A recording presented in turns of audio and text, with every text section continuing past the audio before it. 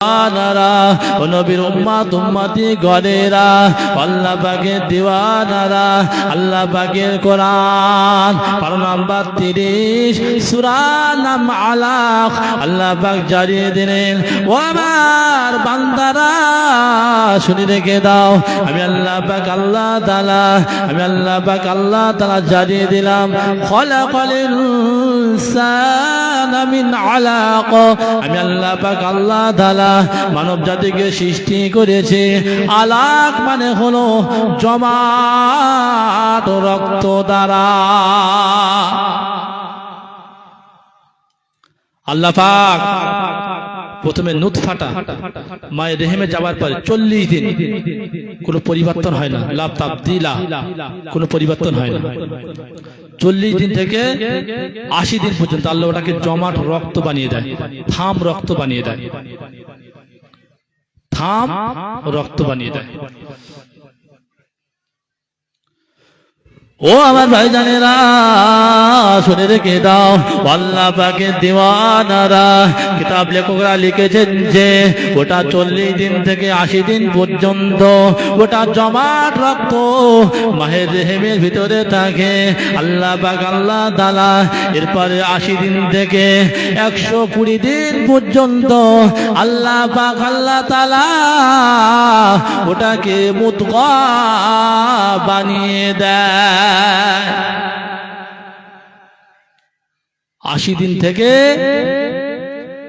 120 দিন পর্যন্ত ওটাকে আল্লাহ পাক মুদগা অর্থাৎ মাংস তৈরি করে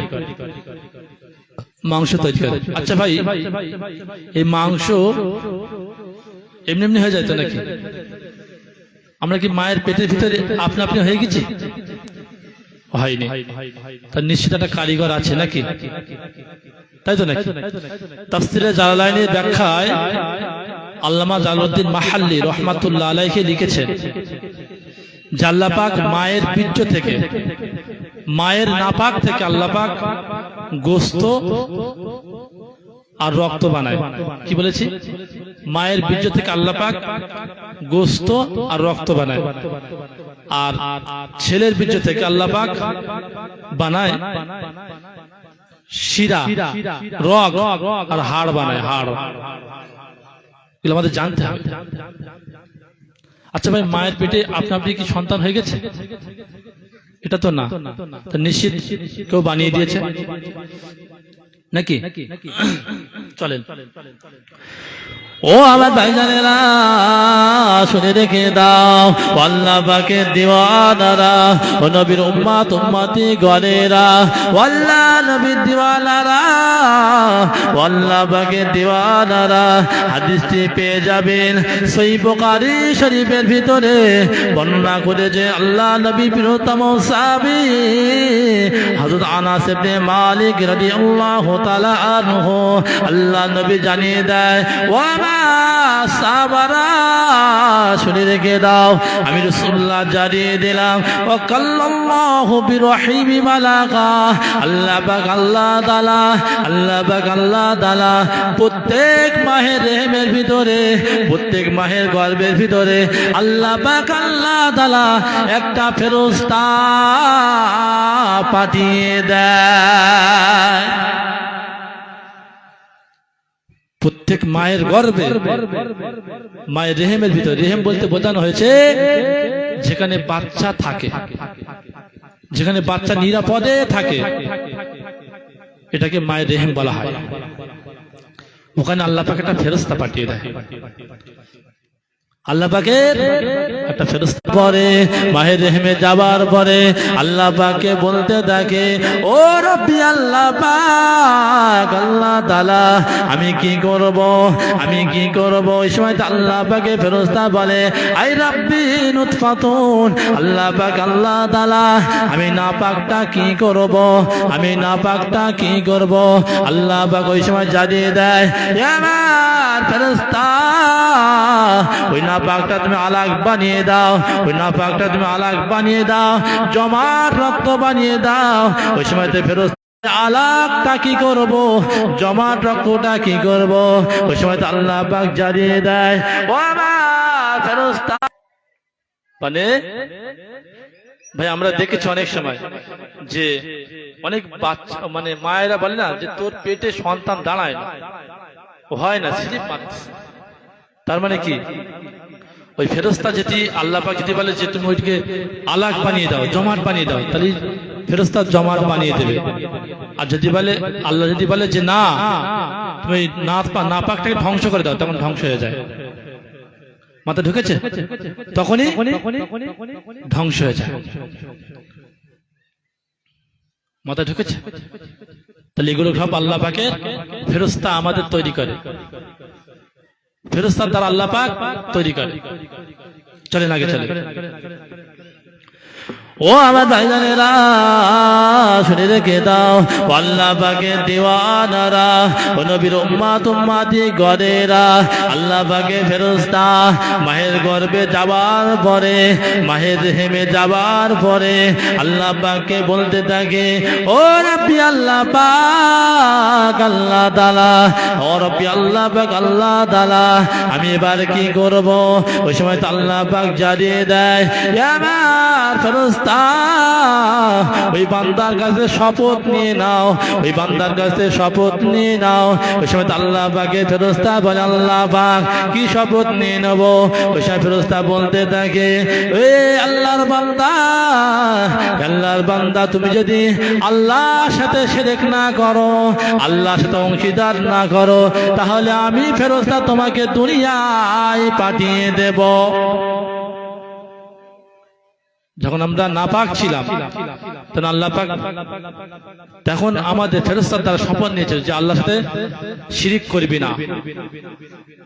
ভাই কোরআন শরীফের ভিতরে আল্লাহ পাক জানিয়ে দিলেন, লা তুশরিক বিল্লাহ, তোমরা শিরক করো না, ইন্না শিরকা লা যুলমুল আযীম। শিরক হলো চরম জুলুম অত্যাচার, চরম জুলুম অত্যাচার। আমরা শিরক করি ভাই। শিরক মানে হলো আল্লাহর সাথে অংশীদার করা। আল্লাহ পাক যেটা পারেন সেটাকে বান্দার ভিতরে ভাবা, সৃষ্টির ভিতরে ভাবা, এটাকে শিরক বলা হয়, এটাকে শিরক বলা হয়। আচ্ছা, অনেক সময় আমরা এরকম দেখেছি না যে আমাদের মানে অনেক সময় মহিলার স্বামী বলে যে যদি তোর এবারে মেয়ে হয়েছে তোকে 3 তালাক দিয়ে দেবো। আছে না নাই? এদিকে আমাদের প্রচুর আছে, বলে না বলে? আচ্ছা, মেয়ে হয় কি কারণে আর ছেলে হয় কি কারণে? চলেন। ও আমার ভাইজানেরা শুনে রেখে দাও, আল্লাহ পাকের দিওয়ানারা, ও নবীর উম্মত উম্মতি গরেরা, আল্লাহ পাক আল্লাহ তাআলা ওই মাহে দেহেমের ভিতরে ফেরেশতা পাঠিয়ে দেওয়ার পরে ওই ফেরেশতা বলতে থাকে, ও রব্বি আল্লাহ পাক, ও রব্বি আল্লাহ পাক আল্লাহ তাআলা, আমি এবারে কি করব? আমি এবারে কি করব? ওই সময় আল্লাহ পাক জানিয়ে দেয়, ও আমার ফেরেশতা ওই বান্দার কপালে, ওই বান্দার কপালে তাকদীরটা লিখে দাও, ওই বান্দার কপালে ভাগ্যটা লিখে দাও। ওই সময় আল্লাহ পাকের ফেরেশতা বলে, আল্লাহ পাক আমি কি ভাগ্য লিখব, কি তাকদীর লিখব? ওই সময় ফেরেশতা লিখে দেয়, ফেরেশতা লিখে দেয় যে এই বান্দাটা পৃথিবীতে কবে ভূমিষ্ঠ হবে, এই বান্দাটা পৃথিবীতে কবে ভূমিষ্ঠ হবে 2 নম্বর লিখে দেয়।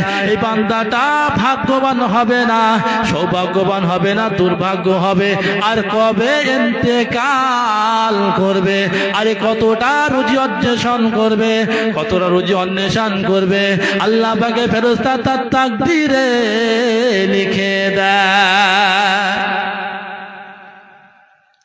আমি পৃথিবীতে কতদিন বেঁচে থাকবো, কবে মারা যাব, আমার বিবাহ হবে কবে, আমার সন্তান সন্ততি হবে কটা, এগুলো আল্লাহ পাক সব আমার কপালে তাকদীরে লিখে দিয়েছে মায়ের গর্ভে। ভাই এই তাকদীর লেখা হয় মোট 3 বার। কবার বলেছি বলেন দিন? 3 বার। চলেন 3 বার আমাদের ভাগ্য লেখা হয়। আমি যতই হারাম খাই, সুদ খাই, ঘুষ খাই, যাই করি না কেন, আমার ভাগ্যে যেটা কপালে আছে সেটার বেশি কিছু পাবো না। সেটার বেশি পাবো না। পাবো কি? পাবো না। আপনি যেদিন যে রাস্তায় যান আপনি সেটাই পাবেন, যেটা তাকদীরে রয়েছে, এর বেশি কিছু পাবেন না। ও আমার ভাইজানেরা, শুনে রেখে দাও, আল্লাহ পাকের দিওয়ানারা, নবীর উম্মত উম্মতিগণেরা, আল্লামা রুহুল আমিন রাহমাতুল্লাহ আলাইহি জানান মাজার রয়েছে বসিরহাটের জবিনে, জানান মাজার রয়েছে বসিরহাটের জবিনে। আল্লামা রুহুল আমিন রাহমাতুল্লাহ আলাইহি লিখেছেন যে মানুষের তাকদীর, মানুষের ভাগ্য লেখা হয় তিনবার। একটা হলো যে মানুষ জন্মে হওয়ার, মানুষ জন্ম হওয়ার 50,000 বছর।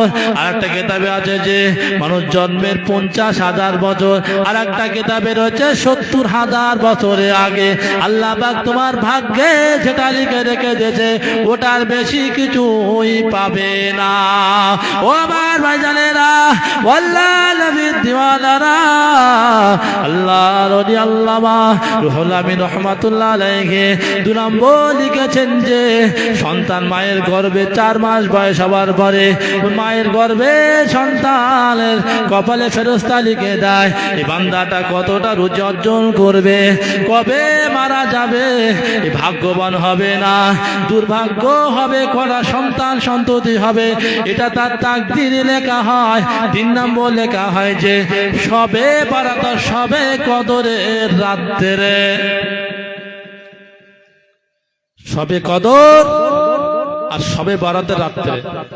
তবে সবে কদর আর সবে বারাতের রাত্রে যে 1 বছর, 1 বছরের তাকদীর লেখা হয় যে 2024 সালে এর কি হবে, কত টাকা আয় করবে, ক কেজি গোস্ত খাবে, এ টু জেড লেখা হয় 1 বছরের জন্য। মানে ওই যে ভাগ্য আছে ওর থেকে 1 বছর সিলেক্ট করা হয়। মাথা ঢুকেছে? ওর থেকে 1 বছর সিলেক্ট করা হয়। তো ভাববেন না যে সারা বছরের জন্য। মেন তাকদীর আমাদের লেখা হয়েছে জন্মের 50,000 বছর আগে, আর মায়ের গর্ভে লেখা হয়েছে। আপনি যতই যাই করেন এর বেশি কিছু পাবে না, এর বেশি কিছু পাবে না। দরুদ শরীফ আল্লাহুম্মা সাল্লি আলা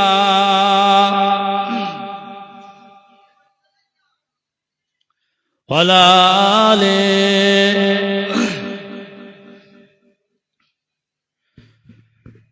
ভালোবাসার জায়গা মদিনা, ভালো লাগা জায়গা মদিনা, ভালোবাসার জায়গা মদিনা, ভালো লাগা জায়গা মদিনা। এত সুন্দর জায়গা কোথায় পাবে না, এত সুন্দর জায়গা কোথায় পাবে না, সাজিয়েছেন মহান রব্বানা। ভালোবাসার জায়গা মদিনা, ভালোবাসার জায়গা মদিনা,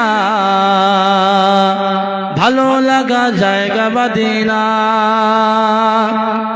মদিনা শরীফে নূরের খাজিনা, মদিনা শরীফে নূরের খাজিনা, আশিক ছাড়া অন্য বোঝে না।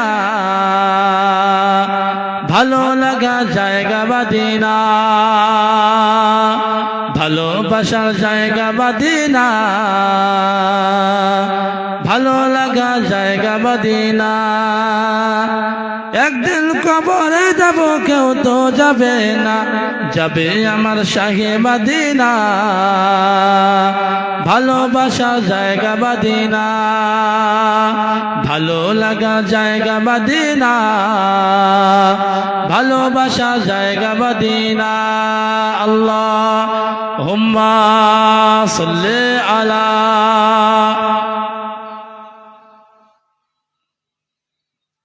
ওয়ালা আলি।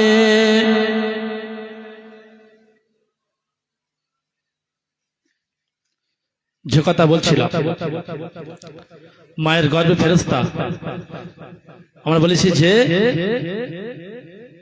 ছেলে সন্তান হয় আর মেয়ে সন্তান, কথা বলছিলাম না? চলেন এবারে কি কারণে ছেলে হয় আর কি কারণে মেয়ে হয় কোরআন বলবো আর বিজ্ঞান বলবো। ও আমার ভাইজানেরা শুনে রেখে দাও, আল্লাহ পাকের দিওয়ানারা, ও নবীর উম্মত উম্মতি গণেরা, ও নবীর উম্মত উম্মতি গণেরা, আল্লাহ পাকের ফেরেশতা, আল্লাহ পাকের ফেরেশতা ওই মায়ের গর্ভে প্রবেশ করার পরে, মায়ের হেমের ভিতরে প্রবেশ করার পরে আল্লাহ পাককে বলতে থাকে, ও রব্বি আল্লাহ পাক, আল্লাহ তাআলা আমি এটা কি করব, এই মাংস পেশি কি করব? ওই সময় ফেরেশতা বলতে থাকে, আযাকারুল আমউনসা, আযাকারুল আমউনসা, আল্লাহ পাক আল্লাহ তাআলা এটা আমি ছেলে বানাবো না মেয়ে বানিয়ে দেব? আল্লাহ পাক যদি বলে, এবার ফেরেশতা তুমি পুরুষ বানিয়ে দাও, ওকে ছেলে বানিয়ে দাও, আল্লাহ পাকের ফেরেশতা ওই মায়ের রেহেমের ভিতরে পুরুষের লিঙ্গটা নির্ধারণ করে দেয়। ও আল্লাহর বান্দা মাথায় রেখে দিন, ওই সময় ফেরেশতা বলতে আল্লাহ পাক আমি একে মেয়ে বানাবো নাকি বানাবো? ওই সময় আল্লাহ পাক যদি জানিয়ে দেয়, এবার ফেরেশতা তোমাকে মহিলা বানিয়ে দাও, ওকে মেয়ে বানিয়ে দাও, আল্লাহ পাকের ফেরেশতা ওই সময়তে মহিলার লিঙ্গটা নির্ধারণ করে দেয়। আল্লাহ পাকের ফেরেশতা বলে, আল্লাহ একে ছেলে বানাবো না মেয়ে বানাবো? যদি বলে আল্লাহ যে তোমাকে ছেলে বানিয়ে দাও, তখন আল্লাহ পাকের ফেরেশতা ওই পুরুষের লিঙ্গটা নির্ধারণ করে দেয়। আর যদি বলে যে মেয়ে বানাও, তা মহিলার লিঙ্গ অর্থাৎ মেয়ের লিঙ্গ বানিয়ে দেয়। মাইকে বিশাল গলা টানতেছে, তখন বানিয়ে দেয়। এবার চলেন সায়েন্স, বিজ্ঞান কি বলছে? বিজ্ঞান কি বলছে ভাই?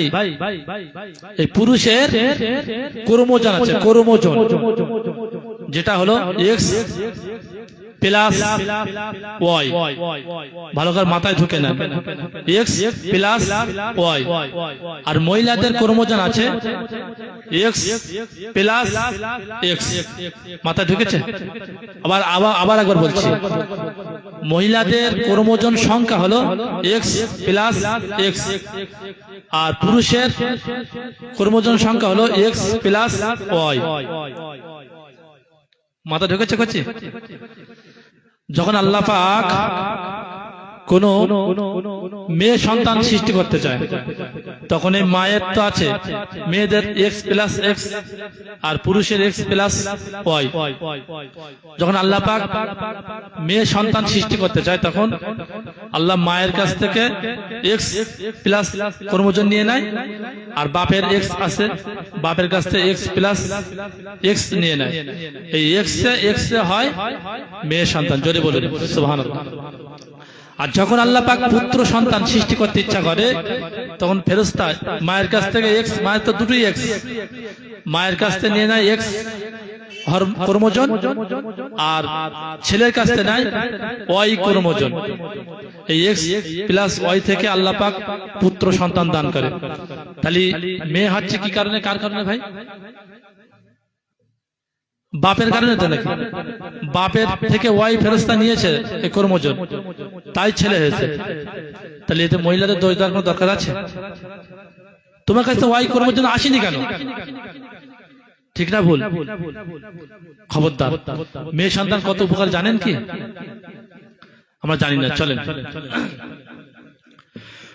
ও আমার ভাইজানেরা শুনে রেখে দাও, আল্লাহ পাকের দিওয়ানারা, ও নবীর উম্মত উম্মতি গণেরা, ও নবীর উম্মত উম্মতি গণেরা, আল্লাহ নবী মুসা আলাইহিস সালাতু সালাম আল্লাহ পাকে, আল্লাহ পাক ও রব্বি আল্লাহ পাক আল্লাহ তাআলা আপনি কখন খুশি হয়ে যান, আপনি কখন সন্তুষ্ট হয়ে যান, আপনি কখন রাজি হয়ে যান, আল্লাহ পাক জানিয়ে দেয়, আমার নবী মুসা শুনে রেখে দাও, আমি বান্দার প্রতি খুশি হয়ে যাই, আমি বান্দার প্রতি রাজি হয়ে যাই তখনই যখন আমি আল্লাহ পাক আল্লাহ তাআলা রহমতের বৃষ্টি নাজিল করি।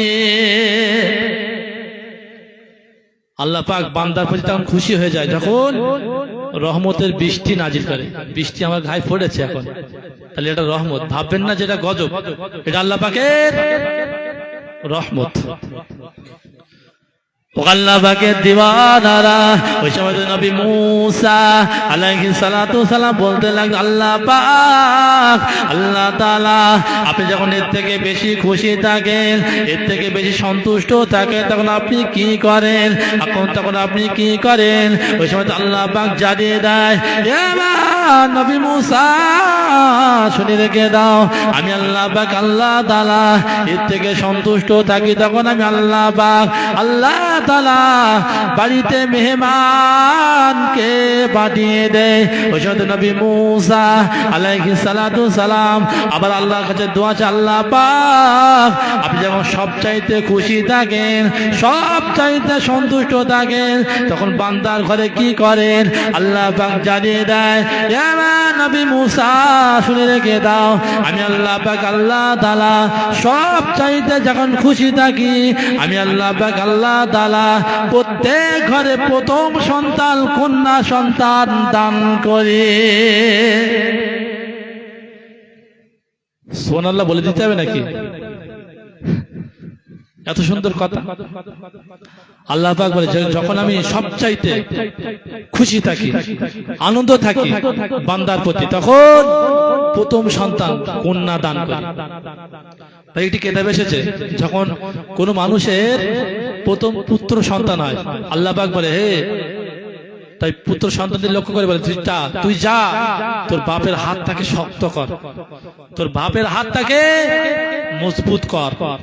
আর যখন কোন মানে কন্যা সন্তান আল্লাহ দান করে প্রথম, তখন আল্লাহ পাক নিজেই বলে যে আমি আল্লাহ পাক নিজেই গিয়ে ওর বাপের হাতটাকে শক্ত করে দেখো। জোরে বলেন না সুবহানাল্লাহ। আর আছে কন্যা সন্তান আমরা রেগে যাই, বলে এবার যদি তোর হয়েছে 3টে হয়ে গেছে, এবার যদি 4টে যদি হয়েছে তোর 3 তালাক মারবে, একেবারে 100 তালাক মারবে। বলে না, বলেন, খবরদার বলবেন না।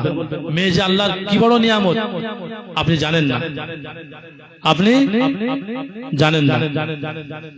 আচ্ছা ভাই, যে কথা বলছিলাম প্রথমে, যে আল্লাহ পাক আমাদের যে মায়ের রেহেমের ভিতরে বাচ্চা রেখে দেয়, ওখানে বাচ্চা তৈরি হয়। কে তৈরি করে? আল্লাহ পাকের ফারিস্তা। আচ্ছা ভাই, রেহেমটা কত বড় বলতে পারবেন? যে কোনদিন কি গিয়েছে ফিতে নিয়ে, আমিন নিয়ে গিয়েছেন? যাওয়া সম্ভব? মায়ের রেহেমটা হচ্ছে 10 ইঞ্চি। আচ্ছা ভাই, যখন বাচ্চা হয়, একটা বাচ্চা কত ইঞ্চি লম্বা হতে পারে? সবাই তো বাবা আছেন, সবাই তো বাবা নাকি? কত ইঞ্চি লম্বা হতে পারে? 10 ইঞ্চি হয়? তাহলে কত ইঞ্চি হয়? 15, 16, 17 হয়তো না, হয় না। কারণটা কি? চলে নেবেন। ও আমার ভাইজানেরা, শুনে রেখে দাও, আল্লাহ পাকের দিওয়ানারা, নবীর উম্মত উম্মতি ঘরেরা, আল্লাহ পাকের দিওয়ানারা, প্রত্যেক মাহের রেহেমটা 10 ইঞ্চি বড় থাকে। এর দৈর্ঘ্য হলো 10 ইঞ্চি, এর দৈর্ঘ্য হলো 10 ইঞ্চি। আল্লাহ পাকের দিওয়ানারা, যখন সন্তানের 4 মাস বয়স হয়, ওই মাহের রেহেমের ভিতরে ওই সন্তানটা 10 ইঞ্চি বড় হয়ে যায়, 10 ইঞ্চি দৈর্ঘ্য হয়ে যায়। চুল পরিমাণ জায়গা থাকে না। ওই সময় আল্লাহ পাকে ফেরেশতা বলে, আল্লাহ পাক মাহের রেহেম তো 10 ইঞ্চি, আল্লাহ এই সন্তান তো 10 ইঞ্চি হয়ে গেল, আল্লাহ চুল পরিমাণ জায়গা নাই, আমি কি করব? ওই সময় আল্লাহ পাক জানিয়ে দেয়, ফেরেশতা ওই সন্তানের পা দুটো নিয়ে তুমি মায়ের কলিজার পিছনে লাগিয়ে দাও। আমার ফেরেশতা ওই মায়ের পা দুটো নিয়ে মায়ের কলিজার, সন্তানের পা দুটো নিয়ে মায়ের কলিজায় লাগিয়ে দাও। ও আল্লাহ দিওয়ানারা, ও নবীর উম্মত উম্মতি গরেরা, কিতাব লেখকরা লিখেছেন যে ওই সন্তানের পা দুটো নিয়ে আল্লাহ পাকে ফেরেশতা মায়ের কলিজার পেছনে লাগিয়ে দেয়, মায়ের কলিজার পেছনে লাগিয়ে দেয়। কিতাব লেখকরা লিখেছেন যে মায়ের কলিজা উঠতে উঠতে 1 ইঞ্চি 2 ইঞ্চি উঠতে উঠতে কোনো কোনো মায়ের 6 ইঞ্চি অর্থাৎ 16-17 ইঞ্চি উঠে যায়। ও আল্লাহ পাকে দিওয়ানারা, ওই মায়ের গর্ভে যে সন্তানটা থাকে, প্রত্যেক সন্তান আমি আর আপনি প্রত্যেক সন্তান 4 থেকে 4,500 বার লাথি মেরেছে, 4 থেকে 4,500 বার লাথি মেরেছে। আল্লাহ পাকে দিওয়ানারা, যদি কোনো সন্তান বাপের একটা লাথি মারে, বাপ কলিজা ফেটে মারা যাবে। যদি কোনো সন্তান বাপের একটা লাথি মারে, ওই বাপ কলিজা ফেটে মারা যাবে। আর সেই সন্তান মায়ের কবার মেরেছে 4 থেকে 4,500। মুখি বলা সহজ, কিন্তু মেরেছে লাথি। এরপরও মা মারা গিয়েছে, যায়নি। কত আল্লাহর বড় নিয়ামত। ওইসে বলে না যে আমার কলিজা ছেঁড়া সন্তান, মারা বলেন এরকম, যার কলিজা ছেঁড়া সন্তান, আমার সন্তান কিছু বলিস না, ওর বললে আমার কষ্ট হয়, বলে না? চলেন আগে চলেন। ও আমার ভাইজানেরা, শুনে রেখে দাও, আল্লাহ পাকে দিওয়ানারা, ও নবীর উম্মত উম্মতিরা, চিকিৎসা বিজ্ঞানী, হেলথ বিজ্ঞানী যারা লিখেছেন তারা বলেছে যে একটা মানুষ 45 ইউনিট কষ্ট পারে, একটা মানুষ 45 ইউনিট কষ্ট পেলে সেই মানুষটা না হয় মারা যাবে, না হয় পঙ্গু হয়ে যাবে, না হয় মারা যাবে, না হয় পঙ্গু হয়ে যাবে। কিন্তু একটা সন্তান জন্ম দিতে গিয়ে একটা মা 55 ইউনিট কষ্ট পায়। এরপর আল্লাহ পাক আল্লাহ তাআলা তাদেরকে মেরে দেন না, এরপর আল্লাহ পাক তাদেরকে মৃত্যু দেন না। বুঝতে পারছেন? আমার বুঝতে অসুবিধা হচ্ছে আপনাদের? আমরা সন্তানকে কত ভালোবাসি, বলেন কত ভালোবাসি আমরা? ঘোড়ার ডিম ভালোবাসি। তার তথ্য দিচ্ছি ইনশাআল্লাহ, তার তথ্য আমি বলছি। আমরা সন্তানকে মোট ভালোবাসি না, স্বার্থে ভালোবাসি। কি বলেছি বলেন? স্বার্থে ভালোবাসি। কেমন কেমন? আচ্ছা, আমি মনে করেন আমি পরের বাড়ি কাজ করব, সবকিছু করব, অথচ আমার আব্বা বললো, আমার আব্বাজি বললো, কচি চলো মাঠে যাই, কই চলো এটা আনো দিন দেখি বাজার থেকে।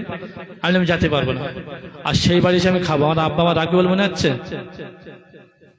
কি মনে হচ্ছে? আপনার স্ত্রী আপনার ঘরে এনেছেন, আপনার স্ত্রী মানে কাজ কি? রান্না করবে, আপনার ছেলে পিলে দেখাশোনা করবে, আপনার জামা কাপড় পরিষ্কার করবে। আপনার স্ত্রী যদি বলে যে না আমি সব কিছু পারবো, শুধু খাবো আর ঘুমাবো, আপনি রাখবেন? রাখবেন না। কেন? মানুষ স্বার্থে ভালোবাসে, আমরা স্বার্থেই ভালোবাসি। বুঝতে পারছেন? ও আমার ভাইজানেরা, শুনে রেখে দাও, আল্লাহ পাকে দিওয়ানারা, ও নবীর উম্মত উম্মতি গরেরা, আল্লাহ পাকে দিওয়ানারা, আল্লাহ পাক বান্দাকে কত ভালোবাসেন, আল্লাহ পাক বান্দাকে কত ভালোবাসেন, কত প্যার করেন। ও আল্লাহ নবী দিওয়ানারা, যখন সন্তান 4 মাস বয়স হওয়ার পরে ওই সন্তানটা মায়ের পেটে কান্নাকাটি করে, কান্নাকাটি আর রোনাজারি করতে থাকে, আল্লাহ পাক আমি খাবো কি, আমার খিদা লেগেছে, আমি খাবো কি, আমার খিদা লেগেছে। ওই সময় কান্নাকাটি করে। দুনিয়ার কোনো বাপ শুনতে পাইনি, ওই ডাকের আওয়াজ কেউ শুনতে পাইনি, মা শুনতে পাইনি, চাচারা শুনতে পাইনি, কোনো প্রধান শুনতে পাইনি, কোনো এমএলএ শুনতে পাইনি। আল্লাহ পাক ওই বান্দার ডাকের আওয়াজ আল্লাহ পাক শ্রবণ করেছিলেন। প্রত্যেক সন্তান যখন 4 মাস মায়ের পেটের ভিতরে কান্নাকাটি করে, আল্লাহ আমি খাবো কি, আমার খিদা লেগেছে, আমি খাবো কি, খিদা লেগেছে। বাপও শুনতে পাইনি, মাও শুনতে পাইনি, শুনেছিল কে? আল্লাহ। আচ্ছা ভাই, আপনারা সহজে বুঝতে পারবেন, যখন একটা সন্তান, একটা মানে সন্তানের 3 থেকে 4 মাস বয়স হওয়ার পরে ওই মায়েদের মেন্স হয় জানেন তো, মাসে মাসে নাপাক হয়ে যায়, তখন কি আর হয়? কথা বলছেন না কেন? তখন কি হয়? হয়। ও আমার ভাইজানেরা, শুনে রেখে দাও, আল্লাহ পাকের দেওয়ানারা, ওই সময় আল্লাহ পাক আল্লাহ তাআলা ফেরেশতাকে লক্ষ্য করে বলে, আমার ফেরেশতা, আমার ফেরেশতা, ওই বান্দার নাভি থেকে, মায়ের নাভি থেকে একটা রাস্তা বাড়িয়ে দাও, একটা রাস্তা বাড়িয়ে দাও, মা যা খাবে ওই মায়ের সন্তানের তাই যাবে। আল্লাহ পাক আল্লাহ তাআলা মায়ের মেন্সটাকে বন্ধ করে দিয়েছে। মহিলারা মাসে মাসে নাপাকটা হয়, যে রক্তটা বাইরে হয়, ওই রক্তটা আল্লাহ পাক মানুষের নাভি থেকে, বাচ্চার নাভি থেকে আর মায়ের নাভি থেকে, ওখান থেকে খাদ্য সরবরাহ হয়েছে। আচ্ছা ভাই, আমরা পৃথিবীতে আসার পরে কি আমরা নাভি দেখাই? খাই কোথা থেকে? হ্যাঁ, মুখ দিয়ে খাই তো। তা আল্লাহ পাক তো চাইতেন যে আমার বান্দা মায়ের পেটে মুখ দিয়ে খাক। কি বলছেন? আল্লাহ পাক তখন আমাদের মুখটাকে পবিত্র করে রেখেছে, জানে বান্দা দুনিয়াতে গিয়ে আমার কোরআন পড়বে, আমার নবীর প্রতি দরুদ পড়বে, জিকির করবে, নামাজ পড়বে, ভালো কথা বলবে, আমি আল্লাহ মুখটাকে পবিত্র করে দিলাম। যেহেতু রক্তটা নাপাক, তো ওই সময় মহিলাদের নামাজ কালাম কিছু পড়া যায় না, রোজাও করা যায় না, শরীয়ত নিষেধ আছে, কোরআন শোয়া যায় না।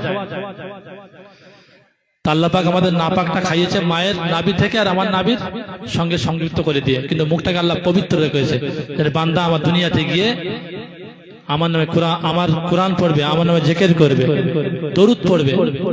আর দুনিয়াতে ভাই আসার পরে গাল, এত গালিগুলো, মানে গালের হাফেজ বললে ভুল হবে, আছে না নাই? কেন মুখটাকে অপবিত্র করছো কেন বাবা? পবিত্র করো। বুঝতে পারছেন কথা? ও আমার ভাইজানেরা, শুনে রেখে দাও, আল্লাহ পাকের দেওয়ানারা, আল্লাহ পাক আল্লাহ তাআলা পবিত্র কোরআন মাজিদের ভিতরে জানিয়ে দেয়, ও আমার বান্দারা শুনে রেখে দাও, আমি আল্লাহ পাক জানিয়ে দিলাম, আমি আল্লাহ পাক জানিয়ে দিলাম, السمع والبصر والفؤاد كل أولئك كان عنه مسؤولا। আল্লাহ পাক জানিয়ে দিলেন, ও আমার বান্দারা শুনে রেখে দাও, আমি আল্লাহ পাক আল্লাহ তাআলা মায়ের গর্ভের ভিতরে আমি আল্লাহ পাক সন্তানকে প্রথমে শ্রবণ শক্তি দেই, আমি আল্লাহ পাক প্রথমে কান দান করি, তারপরে আমি আল্লাহ পাক আল্লাহ তাআলা চোখ দান করি, আমি আল্লাহ পাক আল্লাহ তাআলা তারপরে অন্তরটা দান করি। এরপরে এইগুলো আমি আল্লাহ পাক দিয়েছি, প্রত্যেককে কিয়ামতের দিন আমি জিজ্ঞাসা করব। আমি আল্লাহ পাক এই চোখ, কান, নাক, অন্তর প্রত্যেককে আমি জিজ্ঞাসা করব। আমাদের জিজ্ঞাসা করবে কিয়ামতের দিন। উত্তর দিতে পারবেন তো? হ্যাঁ, চলেন আগিয়ে। ও আমার ভাইজানেরা শুনে রেখে দাও, আল্লাহ পাকের দেওয়ানারা, নবীর উম্মতি গণেরা, আমরা পৃথিবীতে কবে ভূমিষ্ঠ হব, পৃথিবীতে কবে ভূমিষ্ঠ হব, তার আগে আমাদের বাপ চিন্তা করেনি, মা চিন্তা করেনি যে আমার সন্তানটা পৃথিবীতে এসে কি খাবে, আমার সন্তানটা পৃথিবীতে এসে কি খাওয়া দাওয়া করবে। কোনদিন মা ভাবিনি, বাপ ভাবিনি, আল্লাহ পাক ভেবে রেখে দিয়েছে। ওই সন্তান ভূমিষ্ঠ হওয়ার পরে, ওই সন্তান ভূমিষ্ঠ হওয়ার পরে আগে আল্লাহ পাক মায়ের স্থানে দুধ মজুদ করে দেয়। কোনদিন বাপ ভেবেছে যে আমার সন্তানটা পৃথিবীতে আসবে, আমি সিজদানি বিরিয়ানি কিনে রেখে দেবো? ভেবেছে? ভাবিনি। আল্লাহ পাক তার আগে থেকে মায়ের স্থানে দুধ পাঠিয়ে দেয়। জোরে বলেন একবার সুবহানাল্লাহ। কিতাব লিখেছে, কিতাব লেখক লিখেছেন যে দুধ এমন একটা নিয়ামত জিনিস যেটা পান করলে খিদে মিটে যায়। আর পিপাসা আলাদা ভাই, আর খিদে আলাদা। আপনার পানি পিপাসা লেগেছে, আপনি ভাত খালি হবে? হবে না। পিপাসা আলাদা, খিদে আলাদা। তা কিতাবে এসেছে যে দুধ পান করলে পিপাসাও মিটে যায়, খিদেটাও মিটে যায়। একবার জোরে বলেন সুবহানাল্লাহ। ও আমার ভাইজানেরা, শুনে রেখে দাও, আল্লাহ পাকের দিওয়ানারা, ও নবীর উম্মতি গলেরা, আল্লাহ পাকের নবী জানিয়ে দিলেন, ও আমার সাহাবারা শুনে রেখে দাও, আমি রাসূলুল্লাহ জানিয়ে দিলাম, সন্তান ভূমিষ্ঠ হওয়ার পরে পিতা মাতাটার দায়িত্ব থাকে, পিতা মাতাটার কর্তব্য থাকে ওই সন্তানকে ডান কানে আযান দেওয়া আর বাম কানে ইকামত দেওয়া। সন্তান ভূমিষ্ঠ হলে ডান কানে আযান আর বাম কানে ইকামত। আমি লজ্জা দিচ্ছি না, আপনারা দিয়েছেন? দেননি। আযান দিলে কি উপকার হবে?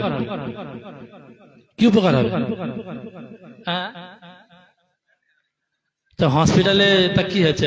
আমার মেয়ে হয়েছিল হসপিটালে, আমার শ্বশুর গিয়ে আযান দিয়েছে আর আমি দিয়েছি, ডবল আযান পড়েছে। কে বলেছে? দোয়া যাবে কানে, জোরে বলতে হবে না, লোকে শোনাতে হবে না, আপনি কানে আস্তে আস্তে গিয়ে আযান দেবেন। চলেন হুজুর এসছে, হ্যাঁ চলে এসছে। তাকবীর, নারায়ে তাকবীর, মাওলানা জুনায়েদ সাহেব, নারায়ে তাকবীর। হুজুর ঠিক টাইমে চলে আসবে। আমরা আযান দেই,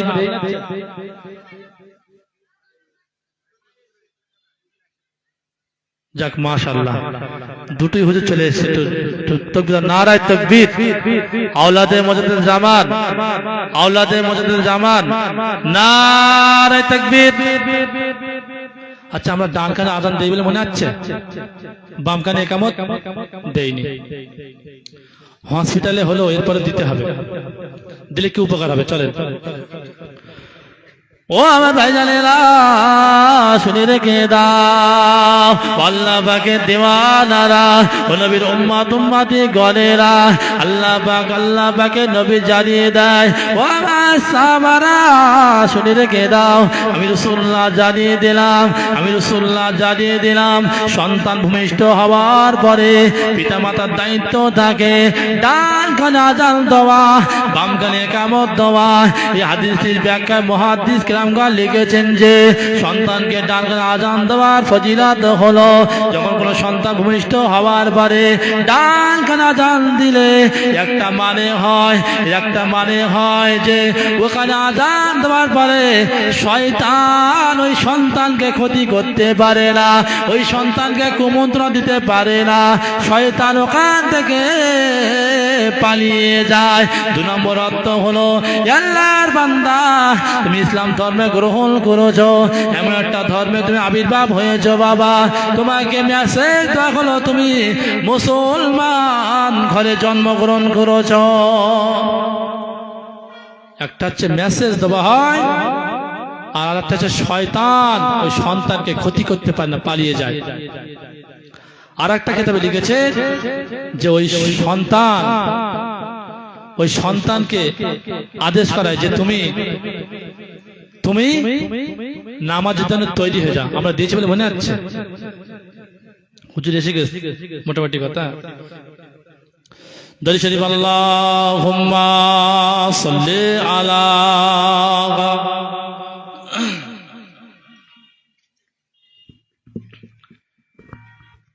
চিন্তা করে দেখো না কবরে কি যাবে না, চিন্তা করে দেখো না কবরে কি যাবে না যে কবরে আল্লাহ ছাড়া বন্ধু কে গো থাকবে না যে কবরে আল্লাহ ছাড়া বন্ধু কে গো থাকবে না চিন্তা করে দেখো না কবরে কি যাবে না চিন্তা করে দেখো না কবরে কি যাবে না এই দুনিয়া সবই পর কবর তোমার আসল ঘর এই দুনিয়া সবই পর কবর তোমার আসল ঘর কেমনে সে তাই থাকবে পড়ে শুধুই মাটির বিছানা কেমনে সে তাই থাকবে পড়ে শুধু মাটির বিছানা চিন্তা করে দেখো না কবরে কি যাবে না চিন্তা করে দেখো না কবরে কি যাবে না যে কবরে আল্লাহ ছাড়া বন্ধু কে গো থাকবে না যে কবরে আল্লাহ ছাড়া বন্ধু কে গো থাকবে না চিন্তা করে দেখো না কবরে কি যাবে না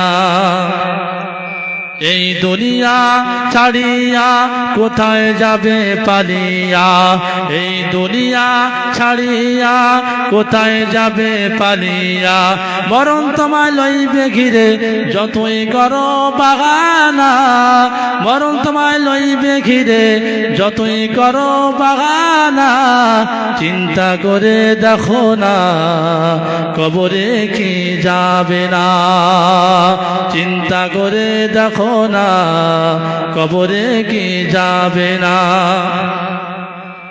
দিলে ভরা অহংকার চেনো না কো খোদার ঘর দিলে ভরা অহংকার চেনো না কো খোদার ঘর নামাজের লাগিয়া তোর মোটে মায়া লাগে না নামাজ লাগিয়া তোর মোটে মায়া লাগে না চিন্তা করে দেখো না কবরে কি যাবে না চিন্তা করে দেখো না কবরে কি যাবে না যে কবরে আল্লাহ ছাড়া বন্ধু কে গো থাকবে না যে কবরে আল্লাহ ছাড়া বন্ধু কে গো থাকবে না চিন্তা করে দেখো না কবরে কি যাবে না আল্লাহুম্মা সাল্লি আলা ওয়ালা আলি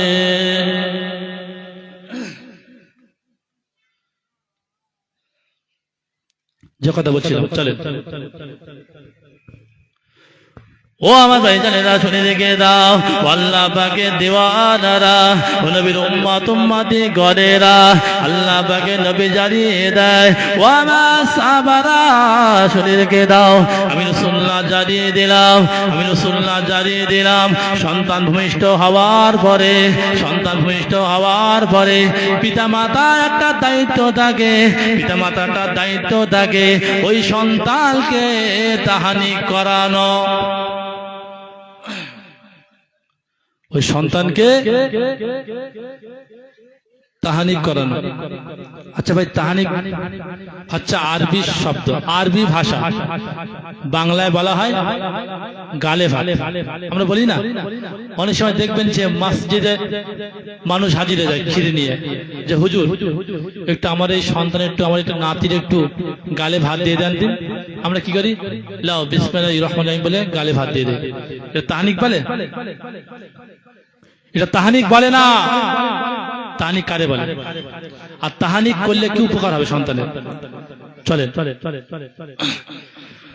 ও আমার ভাইজানেরা শুনে রেখে দাও আল্লাহ পাকের দিওয়ানারা ও নবীর উম্মত উম্মতি গরেরা আল্লাহ পাকের দিওয়ানারা ওই সময় আল্লাহ নবীর দরবারে একজন সাহাবা হাজির হয়ে যায় যার নাম হলো রাসূলুল্লাহ সাল্লাল্লাহু আলাইহি ওয়াসাল্লামের চাচা তার নাম হলো আব্বাস রাদিয়াল্লাহু তাআলা আনহু আল্লাহ নবীর দরবারে হাজির হয়ে যায় ইয়া রাসূলুল্লাহ, ইয়া হাবিবাল্লাহ, হুজুর আমার সন্তানকে তাহানি করিয়ে দিন, আমার সন্তানকে একটু তাহানি করিয়ে দিন। আল্লাহ নবী আমার জানিয়ে দেয়, আমার চাচা আব্বাস, আপনার সন্তানটাকে আমার কোলে দিয়ে দাও, আপনার সন্তানটাকে আমার কোলে দিয়ে দাও। আল্লাহ নবী কোলে নিয়ে আল্লাহ নবী দোয়া চাইতে লাগলেন, আল্লাহুম্মা ফাক্কিহু ফিদ্দীন ওয়া আল্লামাহু তাওয়িল।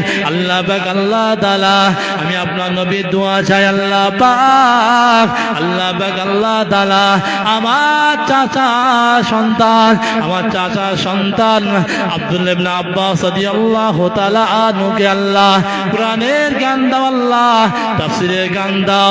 আল্লাহ পাকের দিওয়ানারা, আল্লাহ পাক, আল্লাহ তাআলা আমার নবীর দোয়াকে কবুল করে নিয়ে আব্দুল্লাহ ইবনে আব্বাস রাদিয়াল্লাহু তাআলা আনহুকে আল্লাহ পাক, আল্লাহ তাআলা এত জ্ঞান দান করেছিলেন, এত হিকমত দান করেছিলেন, এত প্রজ্ঞা দান করেছিলেন।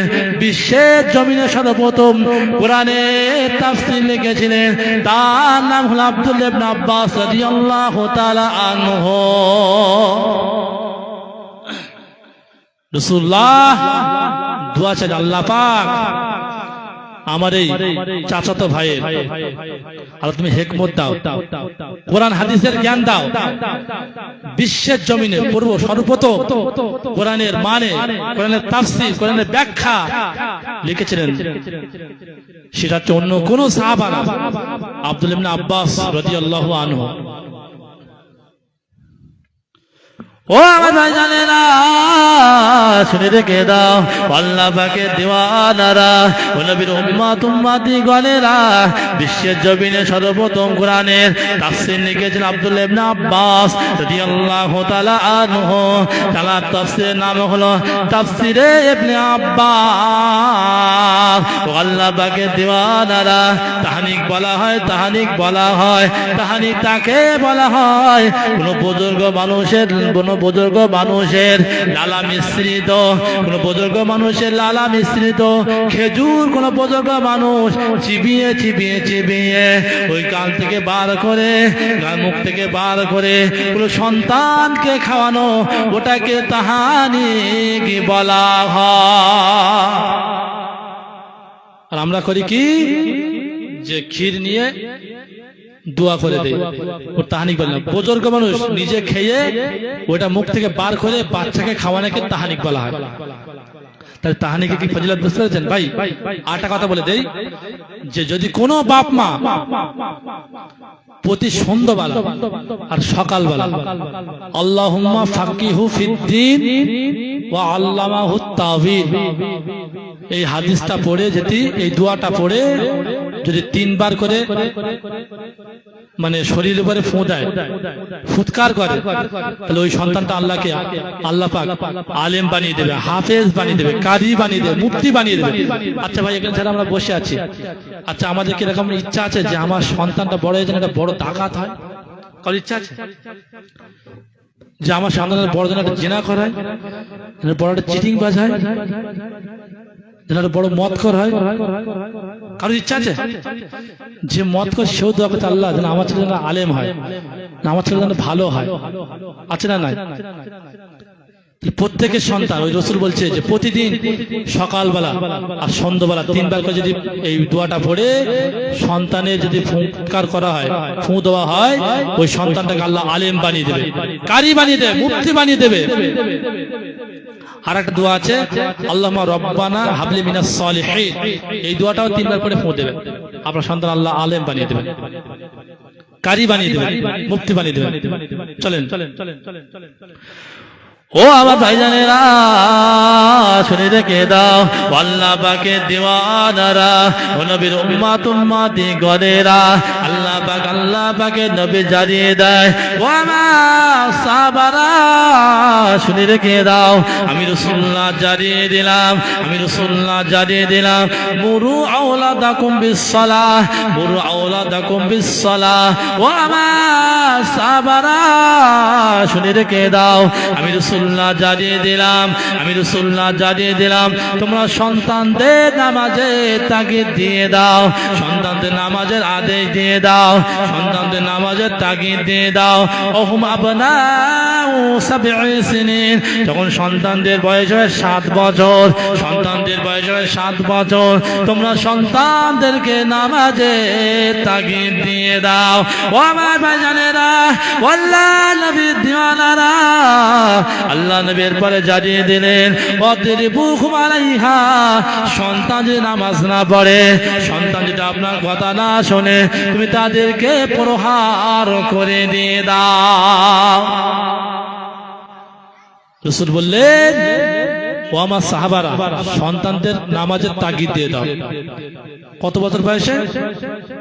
7 বছর বয়সে। আচ্ছা ভাই, আমরা 7 বছর বয়সে নামাজের তাগিদ দেই বলে মনে হচ্ছে যে আমার কোচি এখন ছেলে মানুষ, নামাজ পড়ার জ্ঞান হয়নি। যদি নামাজ পড়ে, ওর মা বলে কোচি নামাজ পড়তে হবে না, কোচি তুমি বসে থাকো, মোবাইল দেখো, তুমি এই মোবাইল দেখো, কার্টুন দেখো। আচ্ছা, ওই সন্তান ওই কার্টুন দেখে বড় হচ্ছে, ও কি মানে ভবিষ্যতে বাপ মার ভাত দেবে বলে মনে হচ্ছে? ও কি আব্দুল কাদের হবে বলে মনে হচ্ছে? ও কি আলেম হবে না হাফেজ হবে না কারি হবে? কিছু হবে? ও তো হবে ডিপজল, ও তো হবে ডিপজল। আচ্ছা ভাই, খারাপ মন্তব্য করবেন না, আমি জীবনে না এইসব কার্টুন ফাটুন বলো আর গান বলো, কোনো নায়িকার নায়কের নাম আমি জানি না, কিন্তু 2-1টা আমার ছাত্রদের পড়াই তো, তাই বলে ওই 2-1টা শোনা, তাই বলছে, তো আমি জানতাম না।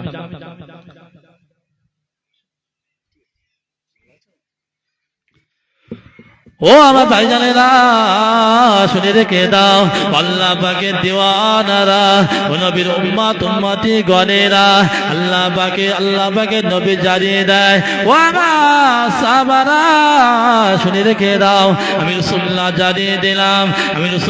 জানিয়ে দিলাম, মুরু আওলাদাকুম বিসসালাহ, তোমরা সন্তানদের নামাজের তাগিদ দিয়ে দাও, সন্তানদের নামাজের তাগিদ দিয়ে দাও।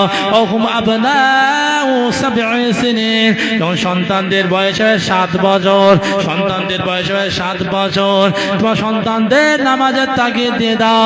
সন্তান যদি নামাজ না পড়ে, ওয়াদরিবুহুম আলাইহা, তুমি তাদেরকে প্রহার করে দিয়ে দাও, তাদেরকে মারতে থাকো। ওই সন্তানকে তোমার দায়িত্ব হলো তাদের তাগিদ দেওয়া।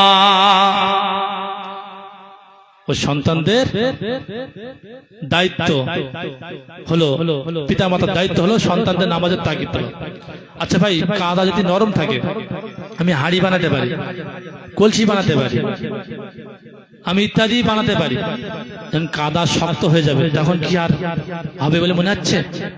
আবার নরম করতে হবে না তো, ওতে কলসি হবে না, ওতে ডাবর হবে না। ঠিক বলেছি না ভুল বলেছি?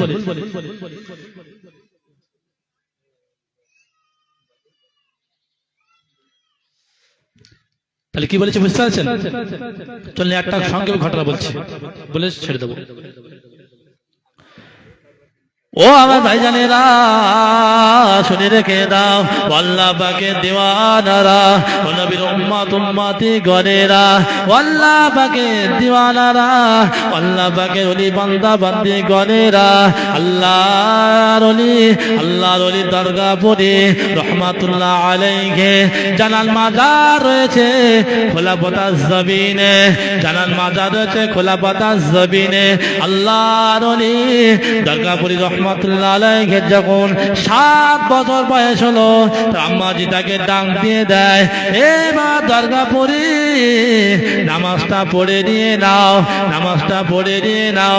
আল্লাহর ওলি দরগাপুরি রহমাতুল্লাহ আলাইহি বলেছিলেন, ও আম্মাজি, আমি নামাজ পড়তে পারবো না, আমি নামাজ পড়তে পারবো না, আমার দলের লোকেরা, আমার সঙ্গীরা তারা মাঠে খেলতে চলে গিয়েছে, আমি খেলতে যাব ওই সময়তে দুর্গাপুরী রহমাতুল্লাহ আলাইহি মায়ের কথা ওভারটেক করে কর্ণপাত না করে আল্লাহর ওলি দুর্গাপুরী রহমাতুল্লাহ আলাইহি চলে গেলেন খেলার জন্য। খেলতে খেলতে খেলতে খেলতে সময়টা পার হয়ে যায়।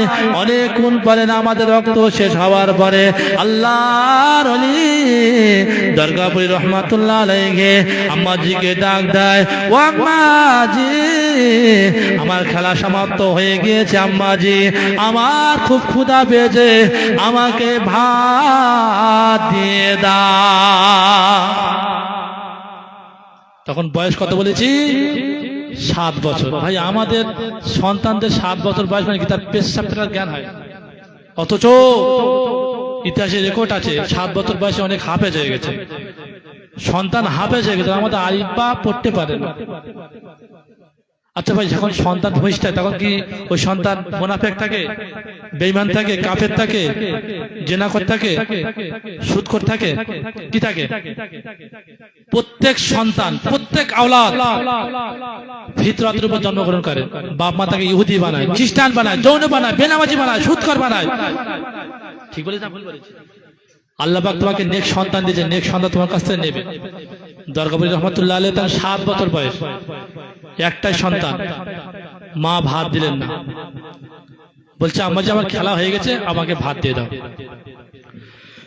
ও আমার ভাইজানেরা, শুনে রেখে দাও, আল্লাহ পাকের দিওয়ানারা, ও নবীর উম্মত উম্মতি গণেরা, আল্লাহর ওলি দুর্গাপুরী রহমাতুল্লাহ আলাইহি আম্মাজিকে বলল, আম্মাজি আমার খেলাধুলা শেষ হয়ে গেছে, আমাকে ভাত দিয়ে দাও। ওই সময় দুর্গাপুরী রহমাতুল্লাহ আলাইহির মা বললেন, এ মা দুর্গাপুরী, তোমার মা বেনামার জন্য ভাত রান্না করে না।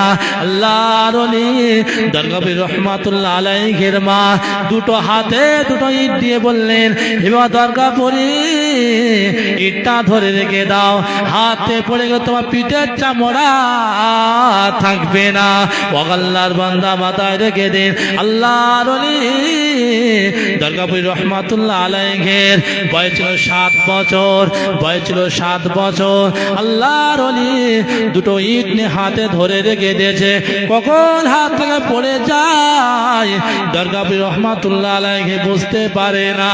মা কোথায় ছিল, ছুটে এসে দুর্গাপুরী রহমাতুল্লাহ আলাইহিকে মারতে মারতে বলতে থাকে, দুর্গাপুরী শুনে রেখে দাও, তোমার মা জীবনে বেনামাজির জন্য ভাত রান্না করেনি, আর করবে না।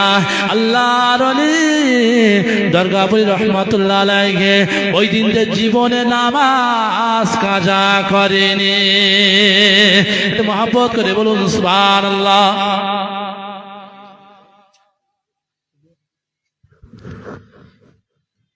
যাই হোক,